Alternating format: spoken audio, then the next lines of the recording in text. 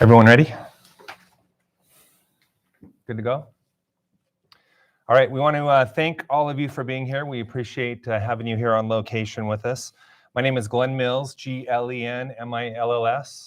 I'm the Director of Communications and Government Relations for the Utah Department of Corrections.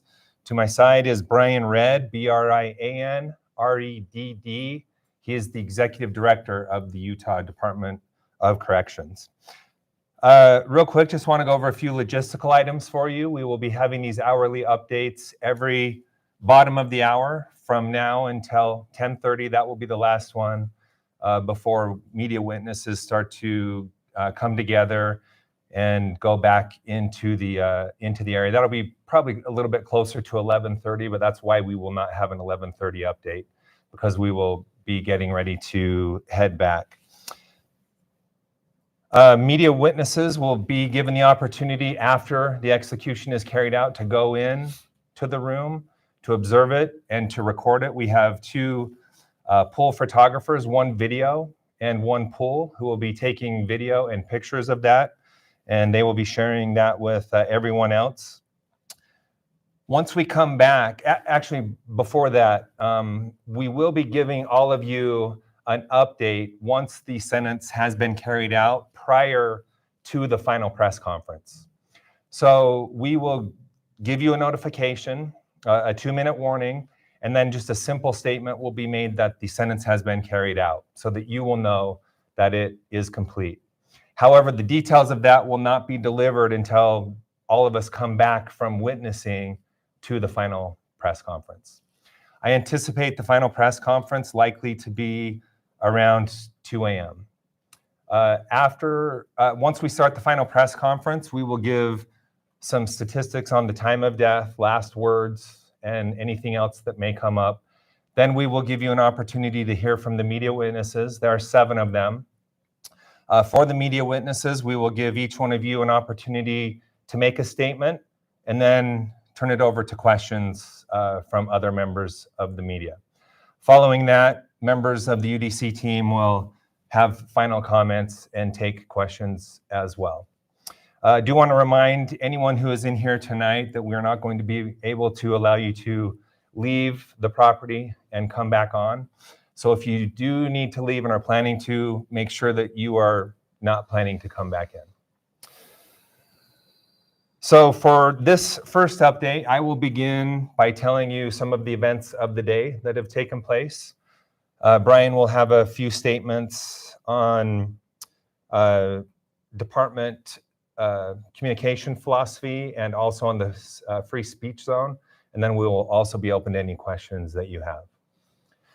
Also would like to pass along a message from the condemned's mother. She expressed to us, and we said that we would pass along, that his name is pronounced Taberon, first name pronounced Taberon, according to the mother, Taberon Honie. At 6:09, Mr. Honie was taken to the observation room. That happened this morning at 6:09 a.m. When he got there, he slept for about 2 hours until approximately 8:15-ish. At that point, he was given a tablet that he would have access to be able to watch movies or other entertainment. At this point, he has not chosen to do any of that because he's been very busy with visits that have been taking place. For breakfast, this was about 8:32. He ate a breakfast sandwich. Starting at about 10:02, he had a visit with his mother and father. And since that time, in numbers of twos, family members have been switching out and meeting with him throughout the day today. So his day mostly has consisted of visits with his family. He also has had a chance to meet with the warden, and there have also been 3 mental health checks made on Mr. Honie as well throughout the day today. Something a lot of you have been interested in is the last meal.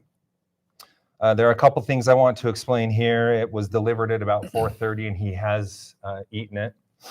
His last meal was request was a cheeseburger, fries, and milkshake. However, he did want it on the record, and we agreed to present this to you for you to do whatever you would wish, that he wants his last meal to be remembered as one that he recently had on our campus here with his family. His mood has been described by our team who have interacted with him as gracious and appreciative throughout the day. Thank you, Glenn. And I just want to publicly thank Glenn and his communications team for all of their hard work. And we hope that you feel that you've had access and the ability to understand what is going on. I want to thank you all for being here today. You all play an essential role in transparency and accountability. Ultimately, we are responsible to the people of Utah, and you are a conduit to the people of Utah. And so we thank you for helping us account for this responsibility. It is our hope in the Department of Corrections that we will be known as a transparent and accountable organization. And our administration has worked very hard over the past year or so to be accountable and transparent. And we hope that you all feel that. And we want to do that in this case as well. There are parts of this process, however, where transparency has been limited by state statute. And the reality is we would not be able to fulfill this responsibility without some of those limitations, and protecting the identities of individuals who would not otherwise cooperate and help us fulfill this responsibility. So thank you for your understanding there. But we hope that you do feel that we're trying to be transparent, not only in this situation, but generally as a department.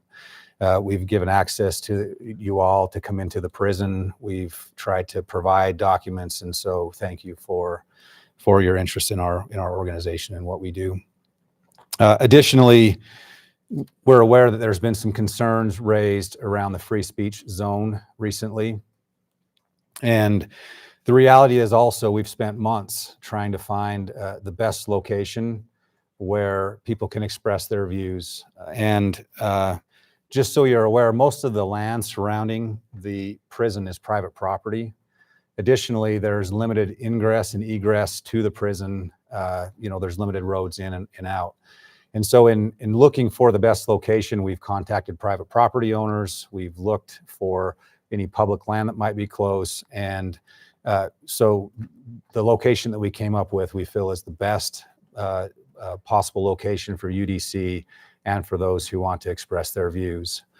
I would add also, for safety reasons, we just can't allow people to roam, come on prison property or block roads or entrances. We have to have the ability to bring medical and fire and EMS, and our employees have to be able to come and go. And so we've done the best that we can to this point. I would also add, we released our plan and this location, this free speech location over 2 months ago to the public, and no one contacted us until this week. And so we just want you to know we're also always willing to talk to any stakeholder on this issue or others. The reality is we just had only a couple days, and it's very difficult to address concerns in the 11th hour like this, but we want you to know we want to be as transparent and accountable as possible. We thank you for being here, and I think we're open to any potential questions. Do you know, or can you say, has he picked his 5 people who were witness his execution? Yes, he has. So there are 5 on the list. We also gave him the opportunity to choose more if he wanted to, but he did not. We will be providing names of the witnesses specifically after the execution tonight. But yes, 5 will be coming for him. I can tell you 4 family members. We're expecting 4 family members and one of his attorneys. And then just, I guess, for last time, there were in the final hour, almost minute by minute updates. Do you plan to do the same thing this time? We will be offering those updates until 10:30 on the hour, but not minute by minute. I understand his attorney will have access to a phone outside the chamber. Can you discuss that and the purpose of that allowance? Sure. This is an agreement that we made with his attorneys that if There is a concern that they have during the execution procedure that they have access to reach their, so the attorney that's witnessing can reach an attorney that is a part of their staff who then can reach out to the courts. And then if the courts have any direction for us, that will get back to us and we'll act on that direction. So that's the purpose of the phone. And I would like to add, if I could, to Please. that, that illustrates the approach we have taken with their team, his attorney team, to be accommodating. Anytime they have come to us and asked us, we've listened to them and worked out something where we were both good with it. And also important to point out, in the event that that phone were used, one of our attorneys will be there to be part of that call as well. And can you share if the Attorney General will be present? So there will be an attorney general in the command center, and that's who I will communicate with if there's any direction that's coming from the court or the governor or whoever. So they will be on site. Do you know if any appeal has or request has been made of the U.S. Supreme Court? We're not aware of any at this point, but the attorney general's office is monitoring that.